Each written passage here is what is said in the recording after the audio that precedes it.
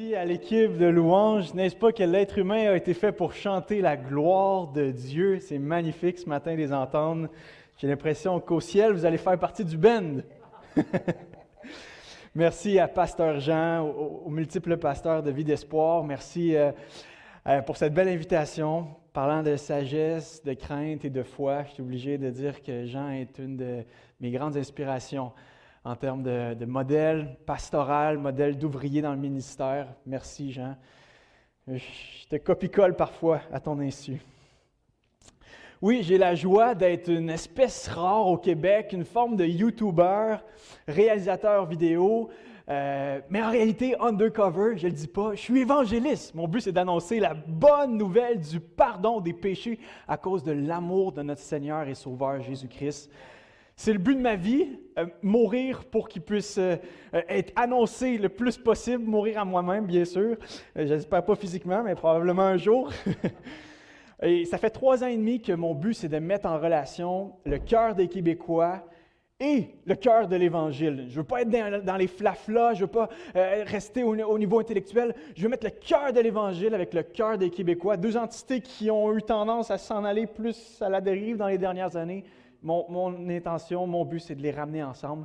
Et j'ai la joie de dire que Jésus lui-même a dit, vous allez faire des choses plus grandes que moi. Jésus n'a jamais prêché à une foule de millions de personnes. Mais à cause de la technologie, à cause de Facebook, de YouTube, aujourd'hui, je peux dire qu'il y a des millions de personnes qui ont entendu l'Évangile, des millions de Québécois. Là. C'est sûr que 80% des gens qui nous écoutent, effectivement, c'est du Québec.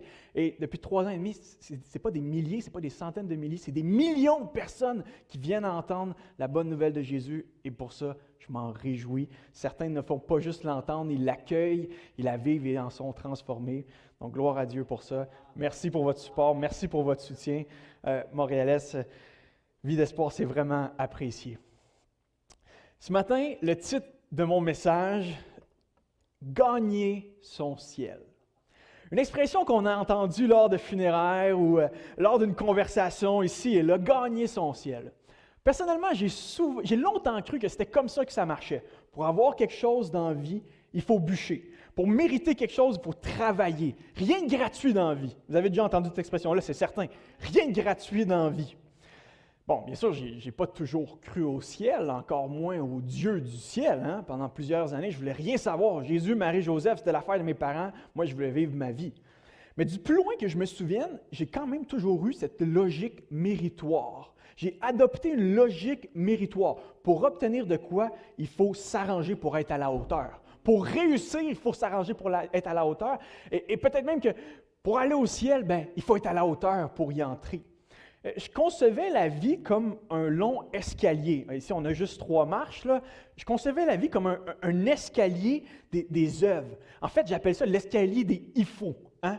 Il faut être bon, il faut être généreux, il faut avoir une moralité acceptable, il faut performer plus que la moyenne. Donc, ma vie était toujours une forme de performance. Chaque marche était un « il faut » de plus. Il faut que je compense mes mauvaises actions avec quelques BA.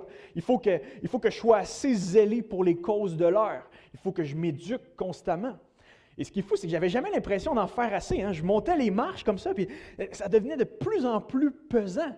Il faut que j'économise, il faut que je fasse des sous, il faut que je sois le plus possible poli, respectueux. Et il y avait toujours un « il faut » qui s'ajoutait. Et ça devenait pesant à la longue. Je pensais que c'était ça la vie. Il faut que je devienne la meilleure personne possible par moi-même, pour moi-même. Et ça, ça allait m'ouvrir toutes les portes du monde, peut-être même celles du ciel. J'étais coincé dans cette dynamique de mérite-là, esclave d'un sentiment de devoir accomplir, réaliser, performer pour être accueilli en retour, aimé en retour des gens et peut-être même du Dieu en haut. Là, je vous parle de ma vie, mais n'est-ce pas qu'on est tous un peu comme ça de nature? Hein? N'est-ce pas qu'on est tous un peu comme ça? On gravit tous la montagne de la bonne personne, la colline du bon citoyen. Hein? C'est la nouvelle façon d'être un bon citoyen. Les escaliers du bon vivant. Hey, c'était un bon vivant. Lui, c'est sûr qu'il est au ciel. Ben voyons donc. T'sais. Il a fait des détours dans sa vie, mais c'est sûr qu'il est rendu au ciel. Les échelons du bon travailleur. Il a bûché fort. Il a bûché fort. Comme si on voulait se prouver à soi-même et aux autres que finalement on n'était pas si pire que ça. Comme si on vivait, comme si on partait la vie avec 3 prises contre nous, mais on voulait montrer aux gens que finalement on n'est pas si coupable que ça. Comme si on avait de quoi se faire pardonner, mais on ne voulait pas toujours se l'admettre. Et ce qui est fou, c'est que ce mouvement d'auto-justification du cœur humain, il est présent partout. Tu regardes les grandes religions du monde, le bouddhisme par exemple, il faut que tu arrives par toi-même à éteindre tes désirs pour enfin être délivré.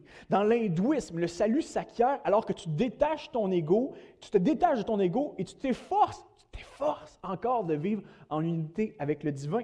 Dans l'islam, il faut que tu fasses des bonnes actions, tu espères que Allah va avoir un regard bienveillant envers toi, il faut que tu fasses les 5 piliers de l'islam et tu espères que Allah va t'accepter dans son ciel.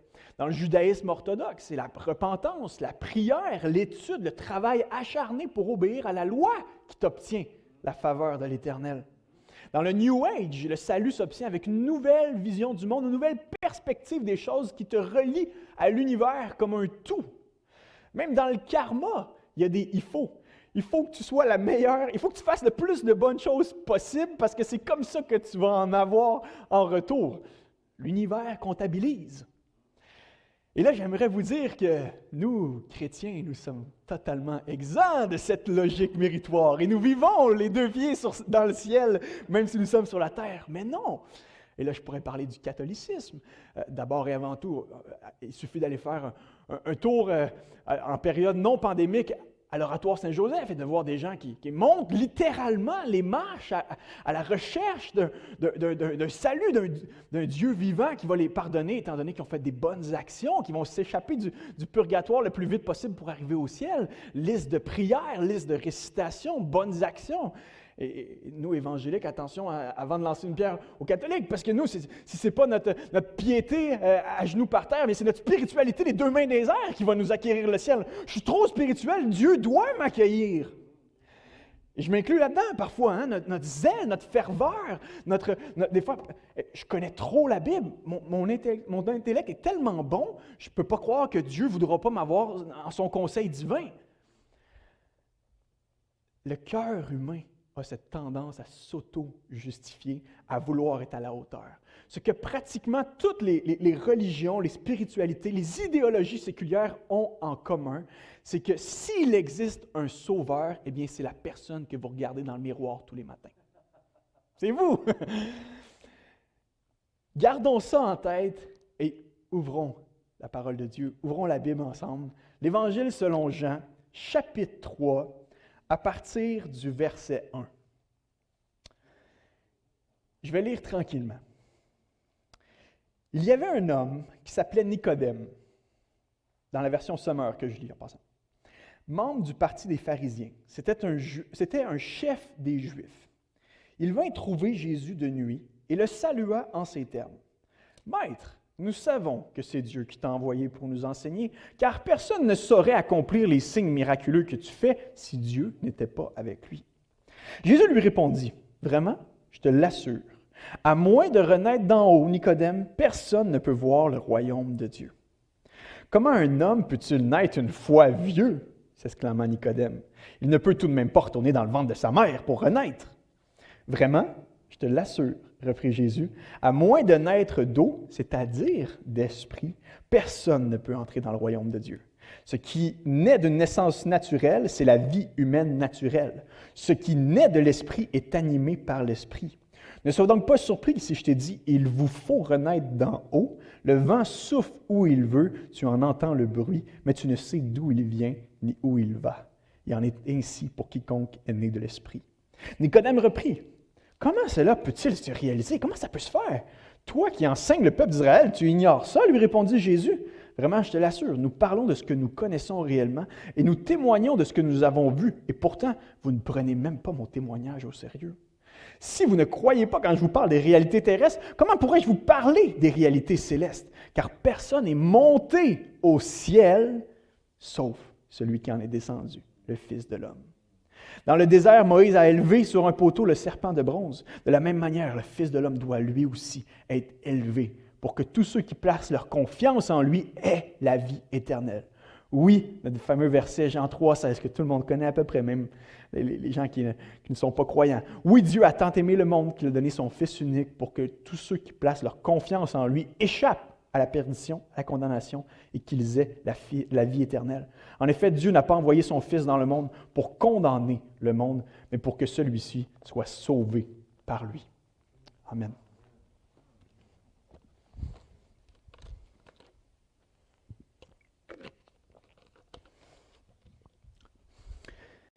Il fait nuit à Jérusalem. Les rues sont tranquilles, quelques soldats romains qui patrouillent. Sauf un homme, à la barbe blanche, avec une tunique noire, par-dessus sa tête, quitte les hauts sommets de Jérusalem pour descendre dans la basse ville, un coin reculé, pour aller trouver Jésus de Nazareth. On a cet homme-là, Nicodème, chef des pharisiens, intrigué et fasciné par ce qu'il a entendu et il a vu de Jésus dans les derniers jours. Et il se dit, là, c'est à mon tour d'aller voir cet homme-là. Je veux avoir un face-à-face, un entretien avec Jésus. Je veux faire ma propre idée sur la personne de Jésus. Et s'il y a une chose que je dis à mes amis athées, souvent, ou agnostiques, ou même faisant partie d'autres religions, qui ont entendu des choses sur le christianisme, mais qui ont souvent des grandes généralisations, c'est pourquoi ne pas faire votre propre idée sur Jésus? Faites un Nicodème de vous-même, et allez voir, allez lire les évangiles, et peut-être que vous allez être surpris. Nicodème veut avoir un entretien avec lui, par contre, il y va de nuit. Déjà, ça nous indique que Nicodème a peut-être peur du regard des autres, des critiques. Ça l'agace un peu. Hein? Il veut en savoir sur Jésus, mais il ne veut pas se mouiller et démontrer qu'il est pour Jésus, bien qu'on va voir qu'il est sympathique à la personne et l'œuvre de Jésus. Il ne veut pas nuire à sa bonne réputation de pharisien, pieux, bien placé socialement, parce qu'il faut se rappeler qu'à l'époque, il y avait comme un establishment religieux qui était relié à l'establishment civil. Donc, quand tu avais une bonne position religieuse, tu avais parfois des avantages civils. Donc, Nicodème est un homme qui gagne bien sa vie, autant au niveau religieux qu'au niveau social, au niveau civil, une belle réputation. On peut l'imaginer avec un beau mode de vie, un bon mode de vie également. Nicodème s'en va trouver Jésus et je l'imagine aller dans un quartier plus retiré, plus pauvre de Jérusalem, parce qu'il sait que Jésus se tient dans ce coin-là avec ses disciples. Je l'imagine aller voir dans les maisons et faire attention à ce qu'il touche pour ne pas se rendre impur. Je l'imagine voir, regarder où il y a des parties, puis il y a des gens qui prennent des repas, puis un peu de boisson, puis il finit par voir Jésus qui est là avec sa gang, puis il fait signe à Jésus, il rentre dans une maison, mais il fait attention de ne pas toucher à rien, puis Jésus vient ici, puis il l'interpelle en dehors de la maison, alors que Jésus est en train de boire, de manger, ce que le Nouveau Testament nous dit qu'il faisait. Il se tenait avec les gens qui n'avaient pas bonne réputation, puis il passait du temps avec eux, il mangeait, il parlait avec eux. Et Nicodème invite Jésus peut-être à sortir de cette petite maison-là, puis il commence son entretien avec lui. Si je pouvais vous donner un comparatif aujourd'hui, là, c'est un peu là, comme si Paul Arcand, on va dire un homme d'idées, respecté, qu'on écoute, hein, mais quelqu'un qu'on apprécie, la plupart des Québécois apprécient entendre, qui est un faiseur d'opinion, faiseur d'idées. C'est un peu comme si Paul Arcand rouvrait son Facebook à 3 heures du matin avant d'aller faire son émission à 98.5 pour pouvoir chatter avec Jésus, puis poser quelques questions, tu sais, undercover un peu. C'est un peu comme si un grand professeur d'université de théologie au Québec, avec plusieurs médailles à son dossier, un bon citoyen, actif dans plusieurs causes sociales, demandait à Jésus d'avoir une rencontre dans un bar à Montréal, peut-être 10-11 heures pour être sûr que personne ne le voit. Il y a un paradoxe ici. On a une personne qui est haut placée socialement, qui ne veut pas se faire voir, mais qui veut absolument en savoir plus sur la personne de Jésus. Et Nicodème commence à lancer des fleurs à Jésus dès le début de la conversation. Il dit « Maître, nous savons que Dieu t'a envoyé pour nous apporter un enseignement, car personne ne peut faire des signes miraculeux comme tu en fais si Dieu n'est pas avec lui. » D'un côté, on sent que Nicodème a une réelle estime pour Jésus. Il est impressionné de l'enseignement de Jésus, surtout de ses miracles, qui confirment qu'il agit avec l'aide de Dieu. Et Nicodème en tire, on peut dire, une déduction logique. C'est impossible que Satan délivre des gens possédés. C'est impossible que Satan détruise sa propre œuvre. Donc, certainement, ce rabbi-là, ce maître, vient d'en haut. Mais il reste au stade de la déduction logique.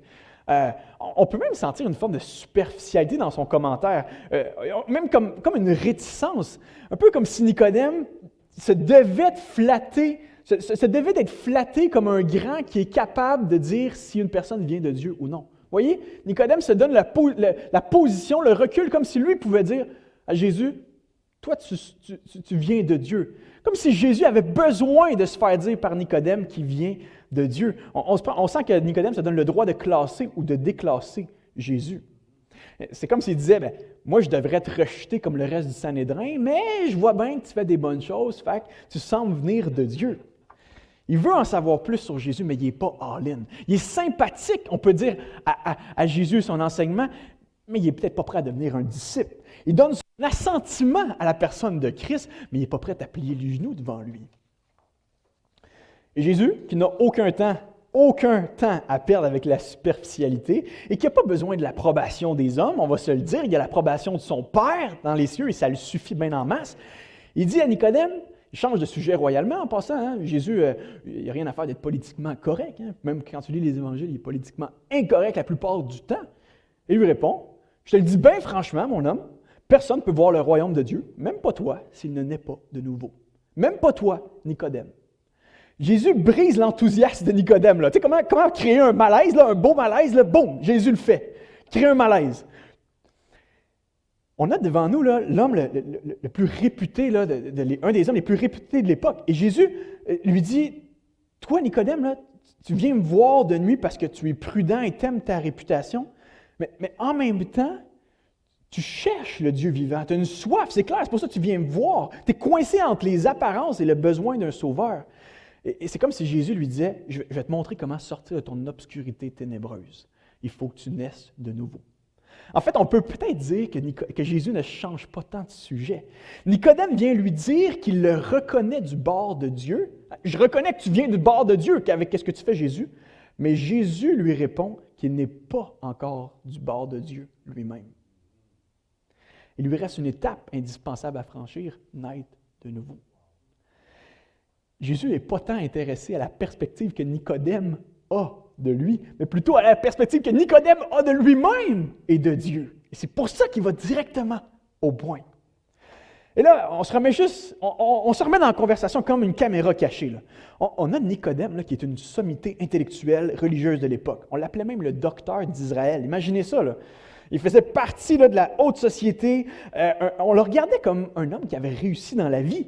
On se tassait quand il marchait dans les rues, là, Nicodème. Son obéissance à la loi était stricte, son zèle pour la justice était irréprochable et sa piété allait au-delà des attentes. Il en faisait plus que les gens là, pour être accepté devant Dieu. Il en faisait plus que la moyenne. Autrement dit, s'il y a un homme qui allait bien au ciel, s'il y a un homme qui avait bien gagné son ciel, c'était Nicodème.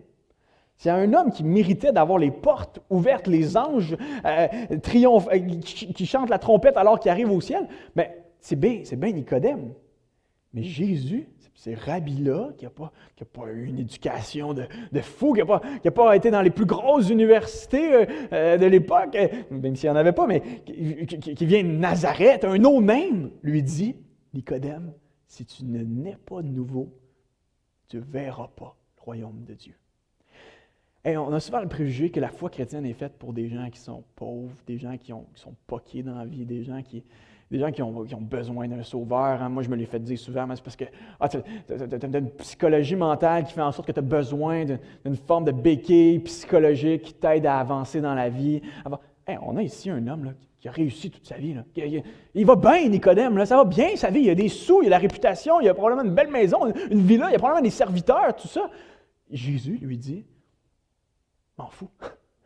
Si tu vois pas le roi, si tu n'es pas de nouveau, tu ne verras pas de tes propres yeux le royaume de Dieu. Tes plus grandes performances, tes grands accomplissements ne t'ouvriront pas les portes du ciel. Et regardez comment c'est intéressant. Jésus compare le salut qu'il apporte à une naissance. Pourquoi? Parce qu'on n'a rien fait pour naître. On n'a rien fait. Avez-vous fait quelque chose pour naître? Moi, j'ai rien fait en tout cas. Rien fait. Moi, je suis un cas spécial, je suis né dans l'auto, fait que peut-être que j'ai déclenché ça plus vite là, que prévu, mais reste que c'est ma mère qui a fait la job. C'est maman qui m'a porté pendant 9 mois, c'est elle qui a souffert, c'est elle qui a eu des petites vergetures, c'est elle qui a eu des envies, elle a eu des envies de poutine à minuit et demi le soir. C'est elle qui a eu des contractions douloureuses, c'est elle qui a souffert. Et là, on est béni de vivre dans un ère où la médecine est avancée, mais on recule, je ne sais pas moi, 40, 50 ans en arrière. Le taux de mortalité, c'est-à-dire des enfants, oui, mais même des mamans, c'est arrivé des situations où les mamans perdaient leur vie à l'accouchement pour que le bébé puisse naître. On vient d'avoir une petite fille du nom de Mila, qui vous salue d'ailleurs, mon épouse ici, Karel. Ma femme, elle a souffert en motadine là, pour que Mila soit en vie. Elle souffre même encore, il y a une période de rétablissement après même l'accouchement. Autrement dit, là, lorsqu'on naît, on ne fait rien. On fait juste s'en aller dans la glissade d'eau de la vie, puis on atterrit dans le bassin de cet univers, grâce à quelqu'un d'autre qui a souffert pour nous et qui risque de continuer de souffrir pour nous, parce que c'est souffrant d'être parent.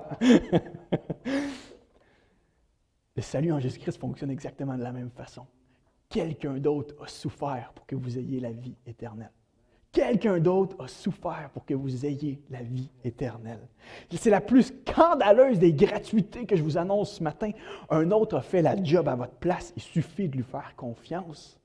J'aime comment l'apôtre Paul le dit mieux que moi aux chrétiens de l'Église d'Éphèse. C'est par la grâce de Dieu que vous avez été sauvés au moyen de la foi. Ce salut ne vient pas de vous. Il est don de Dieu. Il n'est pas le résultat de vos efforts et ainsi, personne ne peut se vanter. La naissance physique est un cadeau de maman. La naissance spirituelle est un cadeau de Dieu à cause de l'œuvre de Jésus-Christ.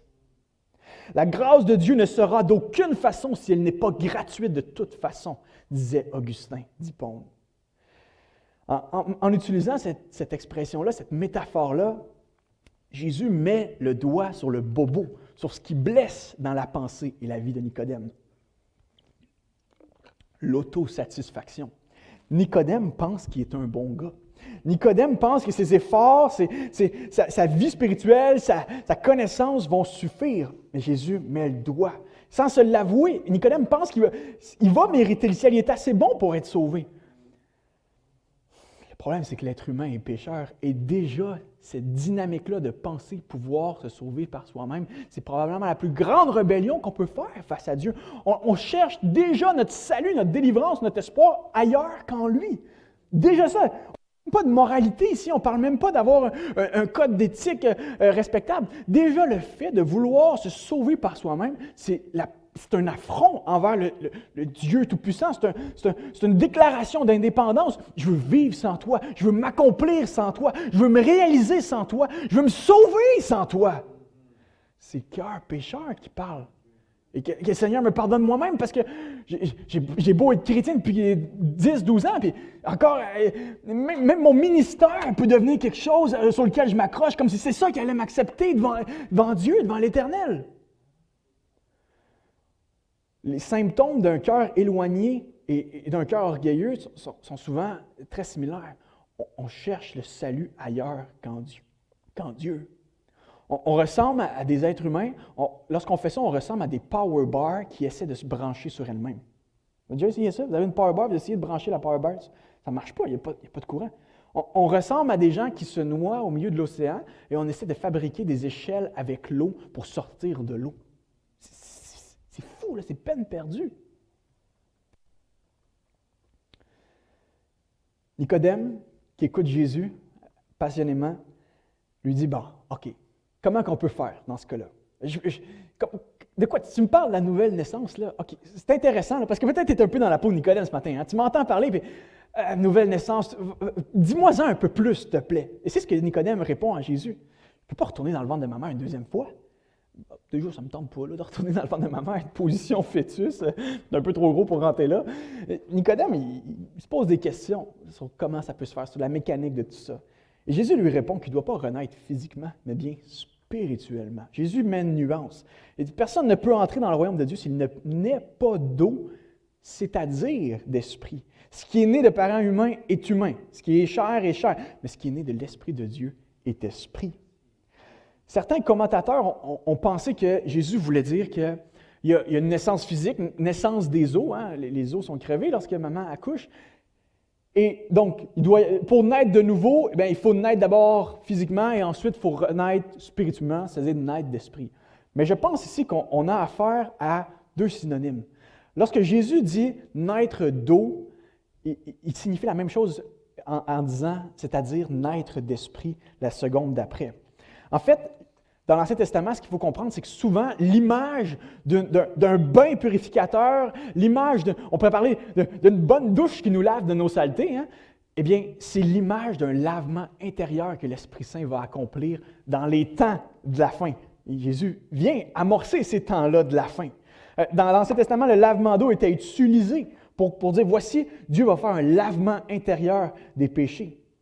Je vous lis par exemple Ézéchiel 36 qui prophétise ce lavement-là. Il dit, « Je vous aspergerai d'une eau pure et vous serez purs. » Dieu parle à son peuple. « Je vous purifierai de toutes vos impuretés et de toutes vos idoles. Vous ne chercherez plus votre salut ailleurs qu'en moi. Je vous donnerai un cœur nouveau, je mettrai en vous un souffle nouveau. Souffle, je mettrai en vous un esprit nouveau. » Connexion entre une eau pure et l'esprit nouveau.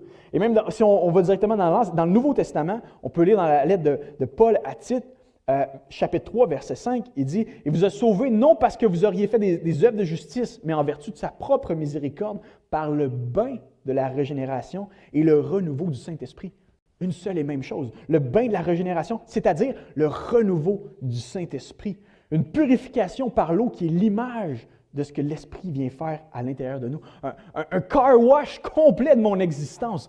Une régénération. Et c'est la doctrine de la régénération. Hein? L'Esprit qui vient habiter un cœur. Des désirs purifiés, des émotions, des ambitions qui sont réalignées, des pensées qui sont nettoyées, un cœur qui est renouvelé. Et c'est ça littéralement ce que Jésus veut dire à Nicodème. Tu as besoin de méchants changements dans ta vie. Tu as besoin de renaître, mais pas par tes forces, mais par l'œuvre de Dieu grâce à l'application du Saint-Esprit dans ta vie. C'est ce que l'Esprit fait. Il vient appliquer l'œuvre de la croix en Jésus-Christ. Il vient l'appliquer dans nos vies. Et ça nous transforme. En tout cas, moi, ça m'a transformé. Ma mère me racontait cette semaine, j'ai donné ma vie au Seigneur. Je suis né de nouveau à l'âge de 16 ans. OK? Et avant ça, là, man, je n'étais pas vraiment un cadeau pour ma famille, je dois vous l'avouer. Pasteur Jean, il en connaît un peu plus. Je n'étais pas un cadeau pour ma famille. Et vous voyez mon intensité, eh bien, toute cette intensité-là, ce leadership-là était centré vers le mal, était centré vers mes intérêts, était centré sur mon petit cœur à moi orgueilleux.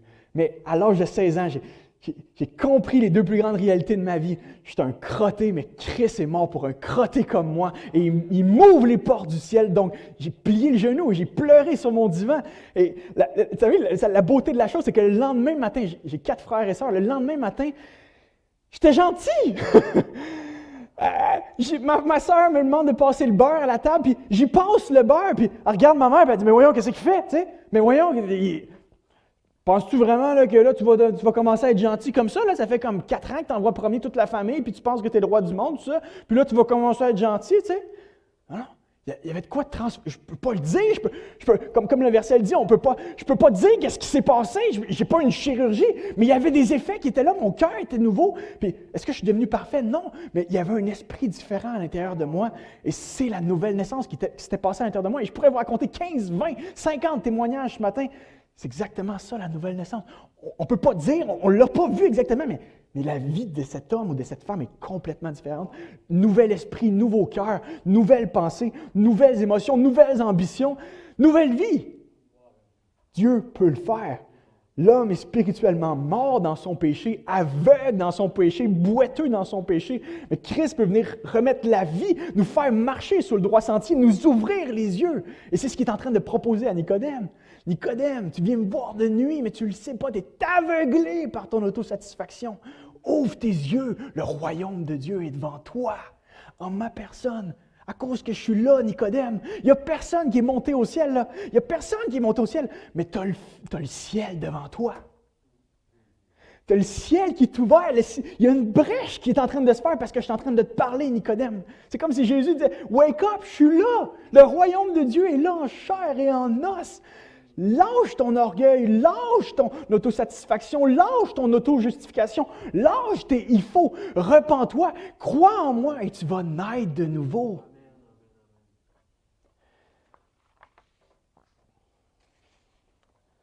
L'Esprit agit de manière souveraine. Je sais que vous êtes dans une thématique sur la souveraineté de Dieu. L'Esprit agit de manière totalement libre, agit de manière... efficace, mais de manière totalement souveraine. Dieu nous sauve par sa grâce, par son esprit. Et il ne le fait pas pour nos beaux yeux, il le fait parce qu'il nous aime, parce qu'il nous a choisis. Et là, vous allez me dire, ben, c'est quoi, il opère tout en moi, donc moi, je n'ai rien à faire. Non. Autant son don vient, autant notre action vient. Je ne peux pas vous dire comment ça marche, la souveraineté de Dieu, la responsabilité humaine, mais je sais que les deux sont là. L'Esprit agit, Dieu vient chercher un cœur, mais en même temps, il dit, repens-toi, accueille-moi, crois en moi. Quiconque croit que Jésus est le Christ est né de Dieu. Quiconque aime celui qui fait naître, aime aussi celui qui est né de lui. L'Esprit nous attire efficacement à Christ, nous donne une compréhension des choses d'en haut, ôte notre cœur de pierre, le remplace par un cœur de chair. Il renouvelle notre volonté, il nous oriente vers ce qui est vrai, vers ce qui est bien, vers ce qui est beau, vers ce qui est juste. C'est ce que l'Esprit de Dieu peut faire dans un cœur ce matin. On va se le dire, si Dieu ne nous avait pas attirés à lui, probablement qu'on ne serait jamais allé vers lui. Si Dieu n'avait pas fait une œuvre par son esprit, une œuvre d'attraction, une œuvre de séduction, une œuvre de réconciliation, une œuvre de régénération, on ne serait jamais allé à lui. Mais en même temps, je dois croire. En même temps, je dois placer ma foi en lui. On pourrait dire, oui, je me suis repenti un jour, encore mieux, l'Esprit m'a convaincu de mon péché. Oui, c'est vrai que j'ai cru un jour, mais encore mieux, Dieu m'a appelé par mon nom. Oui, j'ai placé ma foi en Christ, mais encore mieux, Christ m'a interpellé, Christ m'a attiré à lui. Lui-même a dit, lorsque je serai élevé de terre, j'attirerai les hommes à moi. On peut dire, oui, j'ai changé depuis que je suis né de nouveau, mais encore mieux, on peut dire, l'Esprit m'a transformé. Dieu m'a transformé, il a fait une œuvre de sanctification à l'intérieur de moi. Soyons conscients que sans une œuvre miraculeuse, surnaturelle de régénération, d'habitation de l'Esprit dans nos cœurs, on serait encore morts dans nos péchés. C'est parce que Dieu agit par son Esprit qu'on peut dire « Christ est vraiment le Fils de Dieu, le Seigneur et le Sauveur de ma vie ». Nicodème termine avec une dernière question. OK, la nouvelle naissance, OK, l'action invisible de l'Esprit, mais comment ça peut se faire? Comment on peut participer à cette nouvelle naissance? Et Jésus lui répond un peu de manière en narguant. Tu connais pas ça, toi? Tu es le docteur en Israël. Tu n'as aucune idée de ce quoi je parle. Ça va mal, là, l'enseignement en Israël. Ça va mal. Jésus dit, on parle de ce qu'on sait, mais c'est sûr, tu ne sais pas les choses d'en haut. Mais moi, lorsque je viens vous parler des choses d'en haut, vous ne me croyez pas. Comment je pourrais vous parler des... Quand je vous parle juste des choses de la terre, vous ne me croyez pas. Comment je pourrais vous parler des choses d'en haut? C'est comme si Jésus était en train de lui dire, Nicodème, je pourrais te parler du royaume de Dieu pendant des heures, je pourrais tout te dire, mais si tu ne me crois pas, si tu ne prends pas mon témoignage au sérieux, il n'y a rien à dire. Et je sais que, qu'on soit chrétien ou non chrétien, c'est toujours un défi dans notre vie. Prenons-nous les paroles de Jésus au sérieux. Prenons-nous son témoignage au sérieux. Prendre les paroles de Jésus au sérieux. Parce que Jésus pourrait nous enseigner bien des trucs et on trouve beaucoup de pépites d'or dans les évangiles, mais prenons-nous son message au sérieux. Est-ce qu'on veut vraiment entendre ce qu'il a à dire? C'est un peu comme si Jésus disait à Nicodème, tu veux-tu vraiment venir à la lumière? Tu veux-tu voir le jour? Tu veux-tu me croire et recevoir un cœur de chair? Et Jésus résume toute la conversation en lui disant, personne n'est monté au ciel, cher Nicodème, sinon le Fils de l'homme qui en est descendu. Jésus, heureusement, ne nous dit pas « Fais tout en ton pouvoir pour gagner ton ciel ». Jésus dit « Le ciel est devant toi, repens-toi, accueille-le. Je t'ai ouvert le ciel à cause de mon action, à cause de ma rédemption. » Et ça, vous ne savez pas le soulagement que c'est pour l'être humain de dire « Je n'ai plus besoin des « il faut », j'ai plus besoin de m'accomplir, j'ai plus besoin de me réaliser par moi-même. Christ a fait ce qu'il fallait pour que Dieu m'accepte. » Toute forme de justification est au final une manière de vouloir se rendre acceptable devant Dieu. On lutte contre notre malédiction pour être finalement béni par Dieu, mais la réalité, c'est qu'on ne peut pas l'être par nos propres forces, mais Christ l'a fait pour que nous, on puisse être rendus propices devant Dieu. Que sa fidélité nous a ouvert à l'éternité. Son obéissance devient notre assurance. Je n'ai même pas confiance dans ma foi.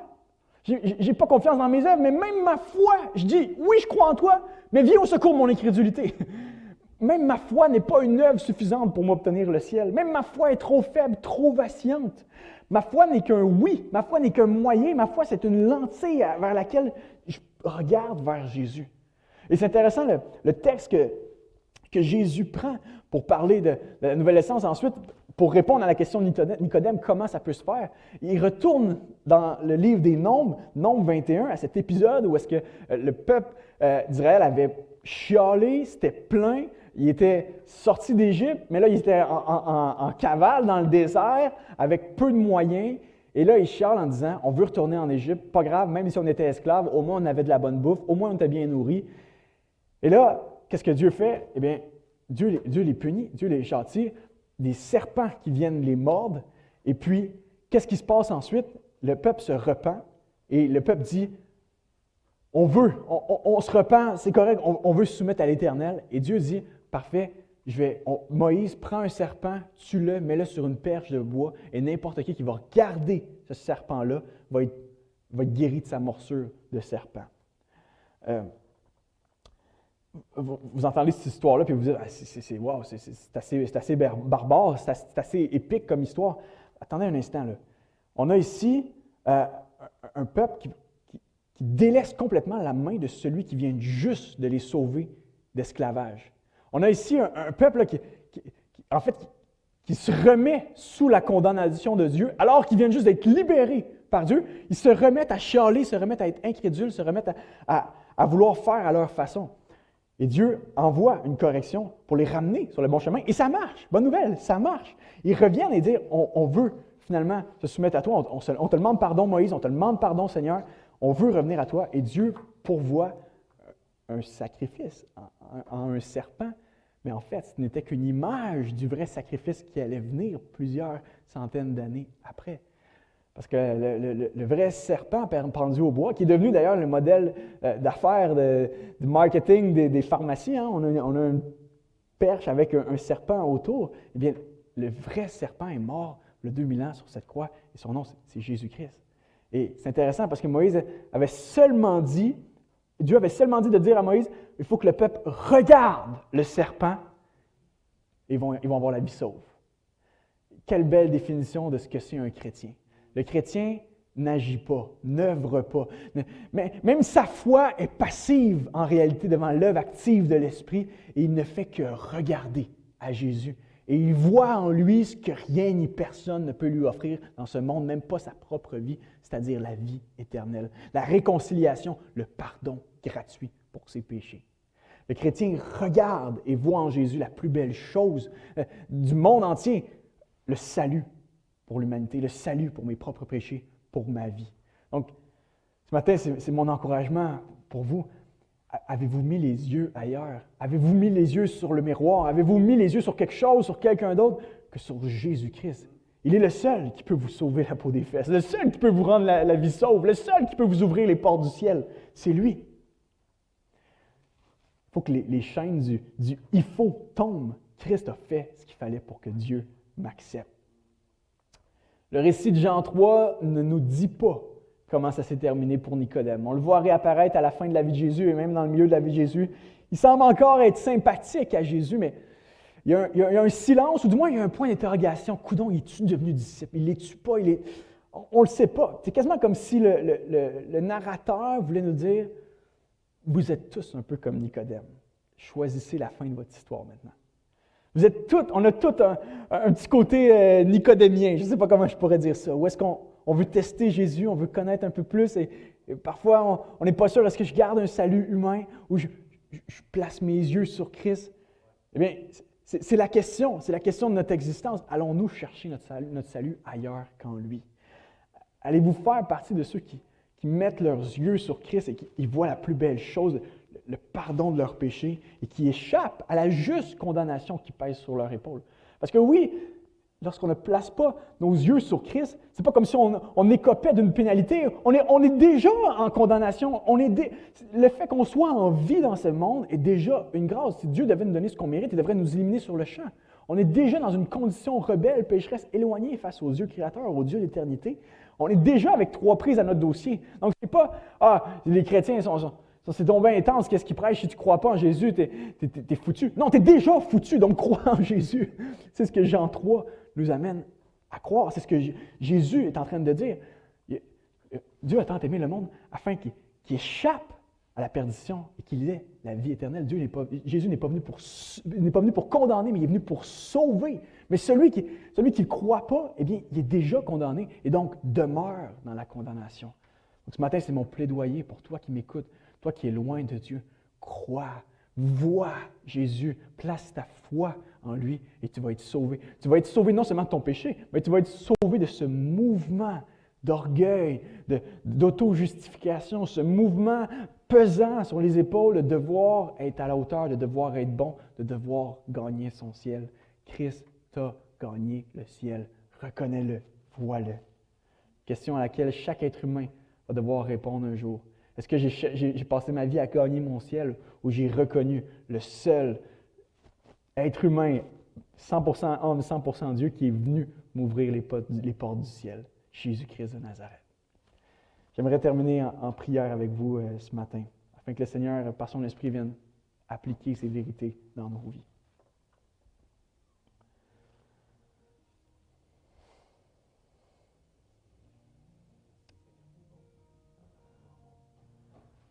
Père, ce matin, ce passage est venu nous parler, nous percuter, Seigneur.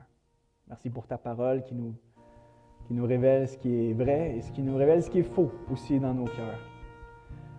Seigneur, tant de fois, j'ai cherché moi-même à gagner mon ciel. Mais tu nous as envoyé ton Fils afin que le ciel nous soit vraiment accessible. Le ciel est venu vers nous et pour ça, on te rend toute l'honneur, toute la gloire, toute la reconnaissance qui t'est due. Seigneur, je te prie ce matin pour quelqu'un qui reçoit ce message et qui naît de nouveau, Seigneur. Je te prie d'activer par ton esprit des changements complets chez la vie des gens qui nous regardent ce matin, Seigneur. Seigneur, que même des gens qui sont chrétiens depuis nombreuses années, mais qui réalisent ce matin que par leur force, par leur œuvre, ils étaient en train de gagner leur ciel, de monter les escaliers vers en haut, Seigneur. Je te prie qu'il puisse y avoir un changement complet, une manière différente de te voir, de te percevoir et qu'ils puissent réaliser que tu es mort pour eux, que tu as fait ce qu'il fallait afin que le ciel leur soit ouvert et qu'ils aient la vie éternelle, Seigneur. Nous te prions de nous délivrer de ce mouvement d'auto-justification, Seigneur. Nous te prions de nous délivrer de nous-mêmes. Nous te prions, Seigneur, de nous faire voir la croix comme la plus belle chose de notre existence. Qu'on puisse ne pas déroger à droite, à gauche, mettre nos yeux, Seigneur, sur autre chose dans ce monde que sur ton Fils, qui est la vérité, qui est la vie, qui est la lumière, Seigneur. Nous te demandons que nos vies ne soient pas caractérisées par l'obscurité, par l'incrédulité, par le doute ou par les questionnements, mais plutôt par une foi solide, Seigneur. Donne-nous de voir ton Fils, de voir ce qu'il a fait pour nous et de ne pas regarder ailleurs, Seigneur. Merci, Seigneur. On te loue et on t'adore. Merci pour ton Fils Jésus-Christ, pour ton Esprit qui nous applique ce salut. Amen. Merci, chère Église. Que le Seigneur vous bénisse.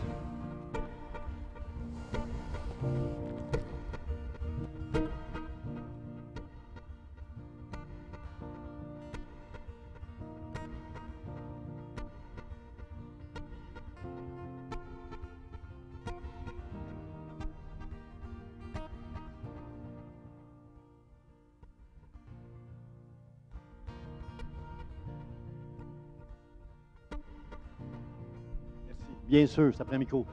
Vous avez pu être témoin ce matin du cœur de notre frère Samuel Plante pour les âmes. On a compris ce matin que ce n'est pas la religion, ce n'est pas les œuvres, ce n'est pas parce qu'on est crotté, comme a dit notre frère à l'âge de 16 ans, ou un homme d'affaires comme Nicodème. Comprenez-vous, frères et sœurs, c'est de regarder à Jésus, c'est de mettre notre foi en Jésus. Alors, je suis tellement content du message qu'on a entendu ce matin. C'est précieux ce matin. Confessez à Dieu que vous êtes un pécheur. Confessez ce matin à Dieu que vous avez besoin juste de mettre votre foi en lui. Et Dieu, par son esprit, va vous aider à vous s'accrocher à lui et à faire qu'un jeune homme comment il était lui à 16 ans et ce qu'il est devenu aujourd'hui, Dieu va le faire pour chacun de nous. Alors, merci Seigneur pour ce message. Merci Samuel Plante pour ce message ce matin. Et je veux dire merci Samuel pour Ça me parle. Tu sais, c'est un ministère qu'on croit, nous, à l'Église Vie d'Espoir. Je veux que tu saches que depuis le mois de septembre, il y a une gang ici là, qui prie pour toi, pour que au travers de tes vidéos, tu puisses convaincre, que les gens puissent être touchés au travers de toutes ces vidéos-là, que ça leur parle. Et je sais que ça leur parle parce que j'entends beaucoup de témoignages. Et je vais mettre un peu de pression sur toi, Samuel. Ça va à l'encontre un peu de ton message. Là. Continue d'être aussi avec la crainte de Dieu, avec l'humilité que tu as. Continue dans cette direction-là parce que nous, on veut te porter longtemps dans les années à venir. Et on sait tous les dangers, on sait tous les défis du ministère. On sait que servir Dieu, comment ça demande d'être toujours, de se garder. Alors moi, je sais qu'il y a des gens autour de toi qui vont, je sais que ton épouse, ta famille va prier pour toi tout le temps pour te garder, mais sache que nous, à l'Église d'Espoir, Samuel, on va prier pour toi. Puis aussi, bien sûr, si on veut être sérieux, il faut aussi te soutenir financièrement. On va commencer modeste, Samuel, mais je vais t'apprendre ce matin qu'on s'engage avec toi dans l'année 2021 là, pour 500 $ par mois. Et toi, prie pour nous, pour l'œuvre de ton œuvre. On croit en toi, Samuel. Puis j'ai un chèque de 1000 $ là, pour janvier, février, que je te remets là, tantôt. Et toi, à partir du mois de mars, on va t'envoyer 500 $ par mois. Prie pour nous, Sam, parce que les gens qui vont s'acheter à l'Église vont entendre parler de toi et vont vouloir donner. Et nous, on va acheter ce 500 $-là. Alors, c'est juste un commencement, c'est modeste, mais c'est parce qu'on veut que tu saches qu'on croit. Samuel, je crois en toi. L'Église Vie d'Espoir croit en toi. Tu as des dons que Dieu t'a donnés. Tu es en train d'utiliser une plateforme. C'est pour des gens de 60 ans comme moi, là, c'est compliqué, ça, tout ça. Mais on sait qu'aujourd'hui, c'est une plateforme tu peux avoir 2 millions de personnes demain qui vont te suivre. Alors moi, là, Samuel, je crois dans ton ministère. L'Église d'Espoir est derrière toi, en prière, financièrement. Je veux juste prier pour toi, Samuel, ce matin, avant que tu nous quittes. Puis je veux te dire merci pour le message. On a vraiment vu le cœur de l'Évangéliste ce matin dans ton message. Merci, merci. Seigneur, je veux te dire un grand merci pour Samuel et sa famille, pour leur consécration, Seigneur, faire connaître l'Évangile partout, Seigneur, dans toute la francophonie, Seigneur. Il y a certainement même des anglophones qui suivent Samuel, Seigneur, qui demandent traduis-moi qu'est-ce qu'il a dit. Seigneur, merci. L'humour que tu as mis en lui, qui nous amène tranquillement à quelque chose de percutant, l'Évangile, Seigneur, qui nous appelle à mourir à nous-mêmes, qui nous appelle à la foi, à mourir aux œuvres, à mourir à notre orgueil, mais à se confier juste à toi, Jésus. Merci. C'était très bien expliqué, Seigneur, ce message. Et Dieu, je veux te prier pour toutes les vidéos que Samuel va faire dans l'avenir, Seigneur, que ta grâce, ton onction repose sur chacun de ces vidéos-là. Seigneur, tous les défis que lui et sa famille devront vivre, Seigneur, je te rends grâce de prendre soin de lui dans le nom de Jésus. Amen, amen. Encore, merci Samuel. Amis, membres de l'Église d'Espoir, soyez bénis. Bon dimanche à chacun de vous. Amen.